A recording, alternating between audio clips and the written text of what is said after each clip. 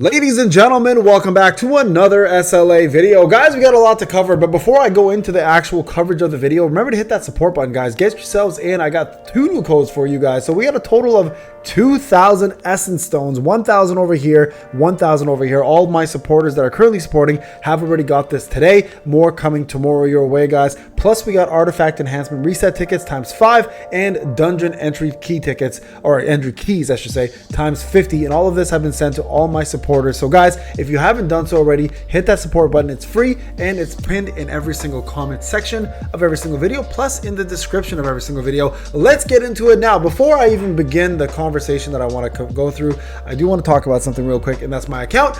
Just so everyone is aware, there is no problems with my account. Apparently Netmarble said no, it was just them going through their shield thing.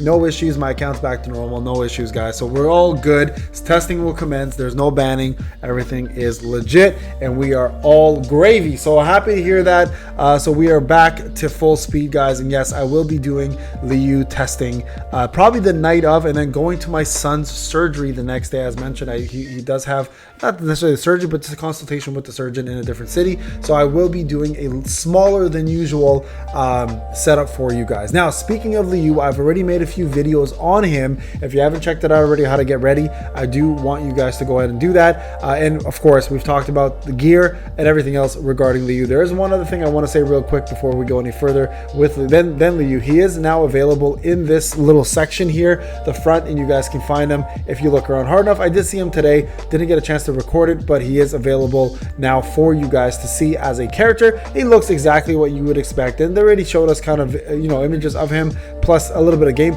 So he is in fact available now, and he is confirmed to be coming out. So no issues there. Now, one other thing I do want to say, shout out to somebody who mentioned this. I didn't mention it before. There is the co-op training section. Everybody should be saving some books, by the way, specifically for here, because you're going to have a Buster class pop in here, and you should probably be saving your books, unlike me here, and using it, because if you don't, if you want to reset here, it's going to cost you 2,000 Essence Stones to do so. So keep that in mind, guys. It is very expensive, and you guys will be forced to pay 2,000 Essence Stones if you don't have the books available.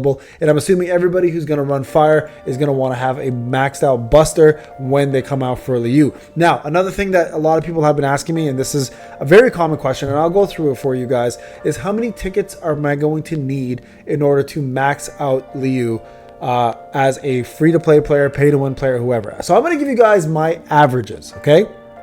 And you guys can run with this however you want. Now, because he's a Buster, you definitely want to summon for him at A5. When you go for DPS, guys, there's no ifs or buts about it. You're going to want to go max full speed ahead A5, whether you're free to play, pay to win, it doesn't matter, right? A5s are always going to be the #1 goal for all players, right? So A5 is going to be your goal, and I apologize, my allergies.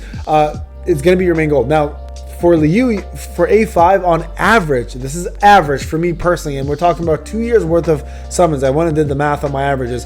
I average roughly about 375 total tickets required to get to A5. My average. So my best has been 180.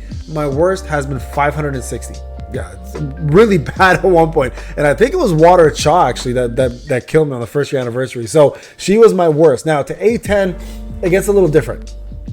So A10, you know, as a newer player, if you don't know as a newer player, so what happens when you advance after A5? You go A6, A7, A8, A9, A10. So what happens is your hunters actually gain a passive bonus that you don't actually see in the stats directly, but it's applied in game. So you'll see right over here, after A5, you get 3% HP attack and defense, 3%, 3%, 3%, 3%. Now these passives, just like every other passive, is not visible in the actual stat sheet. So you won't actually notice the stat sheet go up. You will see your power increase, but you won't see the stats go up. Those stats are actually done invisibly in the game as passives. It's unfortunate, that's how it is. Passives always work that way unless they've somehow changed it, and I've never noticed, but I believe that's still the case, and I'm pretty sure I'm correct on that. So passives are done there. So for anyone who's going for A10, you're probably going to be a bigger whale, and you're going to want to roughly save about 900 tickets. Yes, it is. It's still around the same average for me, like to go from A5, like to go from A0 to A5. Then going from A5 to A10 on pay to win has roughly been about 890 tickets. That's my average for 2 years. It sucks because some of them have taken even more, and some of them have been obviously a lot less. I think my best one was 540 to A10, which was crazy. It was Harper, I think. And then there was, I think, like 900 and something required for one character. So it was really rare to hit that max for me, but in 2 years the average was still fairly high, right? So I don't have a very lucky account. I've said this to numerous people and they don't seem to believe me. My free to play and my pay to win are not really lucky. They're fairly average when it comes down to luck. So for very lucky people, that number will be a lot lower, drastically lower as a matter of fact. So for those who haven't done it already, again, go hit that support button, get yourself 2,000 essence stones, make sure you've used all your codes. Right now, the main thing here, of course, is like building up your essence stones and tickets. And if you haven't done this already, also, I highly recommend to go do it. Hold on a sec, let me go find it real quick. Right over here, there's a Hunter's Origin section, right? You want to always click on this. Now, this is where they've moved. A lot of people don't know where they moved, so I'm going to show you guys where they've moved this stuff. So if you go back to the, right over here, right in the record section, you want to make sure, guys, that you go through all of this and complete these Hunter Origins, complete all the extra story modes just to get all the essence stones you need. Because honestly, as it stands right now, I'm gonna have roughly about 100k essence stones, and I don't think it's going to be enough to push the U if I have bad luck to A5. Now, for all of you guys who are planning to push them to A5, keep in mind essence stones are very limited, right? They've given us a lot, so you should have enough. As veterans, as newer players, you should have even more, right? But the problem is with newer players, you're going to have to build around a fire team, which means you're going to need even more essence stones to summon those fire characters. But you've had the 500 free summons, and you've had all these extra custom tickets come your way. So it shouldn't be too difficult for newer players to build a proper fire team. But your proper fire team is going to be composed of probably 3 characters versus ours, which is going to be composed of 6 or 7 or 8 characters at this point. So for veterans, I'd say roughly about like 120 to 130k essence stones without tickets. With tickets, you should be okay at 100. I'm hoping I should have enough to get going here. Now, another thing I want to talk about real quick as well too is the fact that with this update, we're most likely going to see an update on the fire character buffs. So we're probably going to have a couple characters go up in buffs as well too, and expect someone like Gina. I would expect Essel already got pretty big buffs, so I don't think Essel is going to get buffed any further, but I would expect Christopher Reed, specifically Christopher Reed, to get a lot of love this patch. I'm hoping if they don't give Christopher Reed any kind of buffs, Reed would probably end up being and continue being the worst national level hunter in the game, which sucks because like we have girls who are made up and not real characters beating out national level hunters, and I think this is something that we've all complained about enough, and I think the devs really need to make a pretty good adjustment on their end to make sure that we as players and people who love the lore are not sitting here being like, why the hell is this nobody doing better than a national level hunter? So Christopher Reed needs a lot of buffs. Now his main buffs around what needs to happen for him is going to be around the fact that he accumulates too slowly and the fact that he just is a slow character in damage. Now his damage is good in terms of his nuking, but it's a one-hit ultimate and that's it. That's really where his damage comes from, is his ultimate. It's not enough all around damage for him to impact the game enough. So they really need to make Christopher Reed a faster accumulator or make him an absolute beast of a nuke. Like we're talking about comparable to most DPSs out there, maybe not as strong as Liu obviously when he comes out, because I don't think they're going to want to do that, but at least strong enough to be like, hey, you know what,